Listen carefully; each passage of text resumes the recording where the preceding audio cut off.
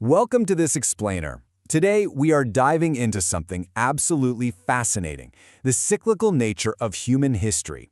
We're going to look at the immense heights of human ingenuity, the devastating depths of tyranny, and that unyielding spirit of resilience that always seems to rise from the ashes. So let's just jump right in. It's a massive question, right? Think about it. What could possibly link the world's most peaceful, advanced ancient civilization to some of history's most brutal documented massacres?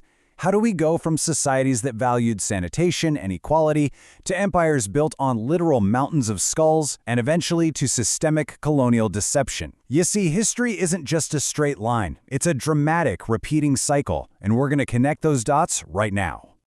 Here's the roadmap for our explainer today. We're starting with the peaceful Indus Valley civilization, moving through Genghis Khan's reign of terror, and then exploring the Red Fort's transformation from a paradise to a prison. After that, we'll examine the British Empire's Gurmitya system and wrap up at Jallianwala Bagh to look at martyrdom and revenge. All right, Section 1. Indus Valley Peaceful Advanced Civilization. Now, setting the baseline for human potential. Imagine the year 1856. British engineers are building a railway from Lahore to Karachi, and they stumble upon millions of identical baked bricks buried in the ground. They literally discovered a 5,000-year-old society by accident. But the real shock, it wasn't just how old it was the technology. I mean, how did a city that ancient have flush toilets? Well, the answer lies in astonishingly modern urban planning. The Indus Valley, which includes cities like Harappa and Mohenjo-Daro, was basically an ancient smart city. We're talking perfectly straight street grids intersecting at exactly 90 degrees. Their baked bricks all shared a precise 4:1 ratio. And yes, homes featured private flush toilets connected to covered street drainages equipped with actual manholes for maintenance. They even traded using standardized weights in ratios of 16. It is just mind-blowing how advanced they were. But here's the most crucial takeaway from this era. Look at the stark contrast. While their contemporaries, the pharaohs in Egypt or the kings of Mesopotamia, were hyper-focused on building massive armies, giant palaces, and towering pyramids to glorify single rulers, the Harappans were doing something entirely different. Archaeologists haven't found massive weapons or grand palaces there. Instead, their society achieved incredible prosperity through trade, equality, and a massive focus on public health and sanitation. It really shows us exactly what human cooperation can achieve before the cycle turns toward dominance. Which brings us to Section 2. Genghis Khan, Tornado of Terror. We pivot pretty dramatically now from ancient peace to the 13th century to see what happens when absolute power corrupts that cooperative spirit. Looking at this timeline, you can see exactly how the psychology of a conqueror is built. Born in 1162, clutching a blood clot, young Temujin's life was immediately steeped in violence. At just 9 years old, his father was poisoned by rivals, and he was enslaved, forced to wear this heavy wooden collar. This brutal trauma really forged a merciless survivalist. By age 13, he murders his own half-brother over a hunting dispute, and by 1206, he unites the warring tribes and is crowned Genghis Khan. The historical records of his campaigns are, quite frankly, chilling. His tactics relied heavily on profound psychological warfare. His armies would literally use innocent prisoners from conquered cities as human shields to break the enemy's morale. He built celebration mountains out of severed heads. In the city of Nishapur, just to avenge the death of his son-in-law, his forces reportedly killed 1.7 million people. And when he finally died, 2,000 slaves were executed just to keep the location of his burial site a permanent secret. He was a literal tornado of terror. Yet, there's an entirely different, staggering legacy he left behind. 16 million. Today, modern genetic research reveals that approximately 16 million men across the globe share DNA that links directly back to him. To put that into perspective, that is roughly 1 in every 200 men alive today. It's a massive biological testament to a conqueror who fundamentally altered the world's genealogy. Moving on to Section 3, Red Fort, Paradise to Prison. Let's step forward to the 17th century to witness the hubris of empire through magnificent architecture. When Mughal Emperor Shah Jahan moved his capital to Delhi, he ordered the creation of the ultimate fortress. Inside, the layout enforced a strict social hierarchy while showcasing just absolute marvels. You had the Divan-e-Am for the public to seek justice. The Divan-e-Khas was the strictly private council for the elites. The Nehir-e-Behisht, or Canal of Paradise, was this ingenious water system running through the palaces to naturally cool the air.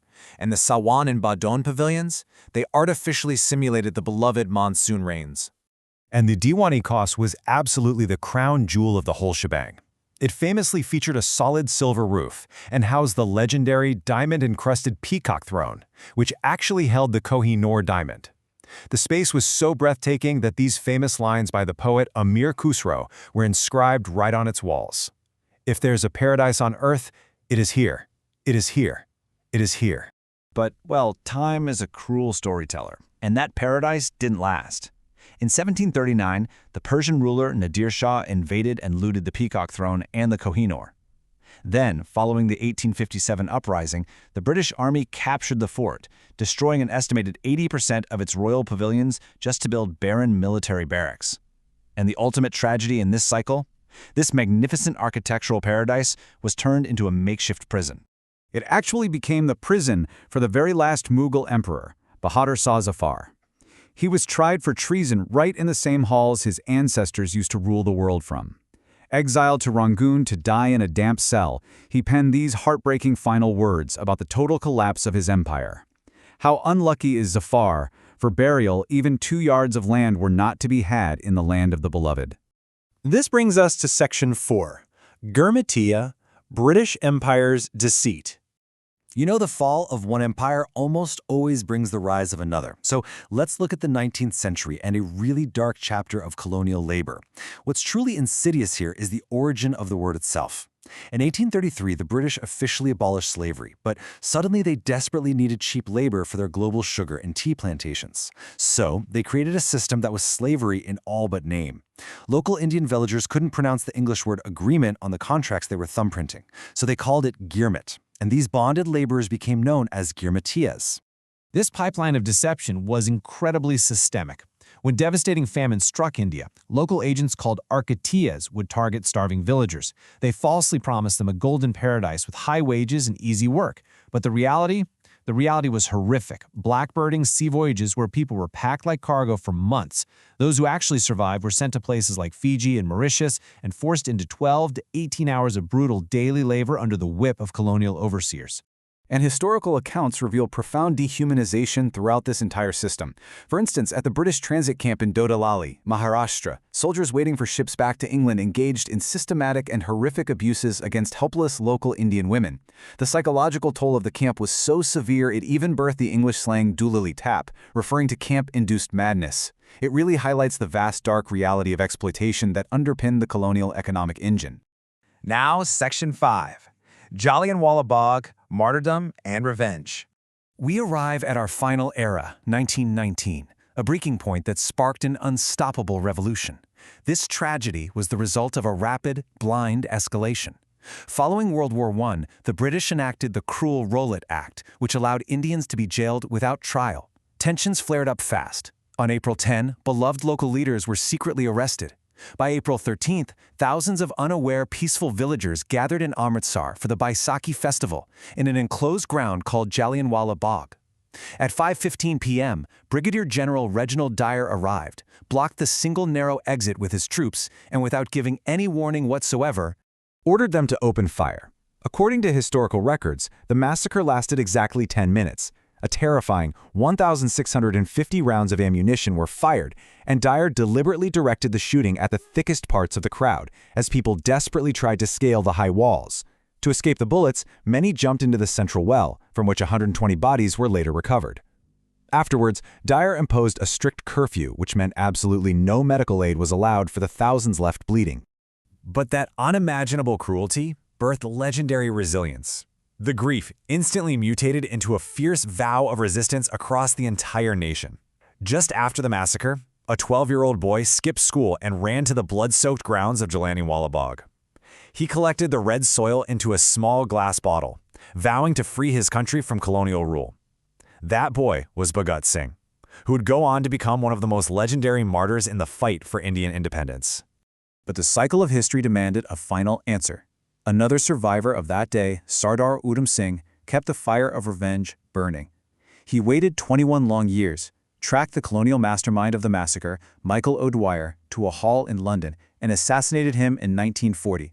So, looking back through this explainer, from ancient peaceful grids to brutal conquerors, fallen empires, and relentless resistance, it leaves us with one really provocative question. What is the true, enduring price of freedom? Think about that.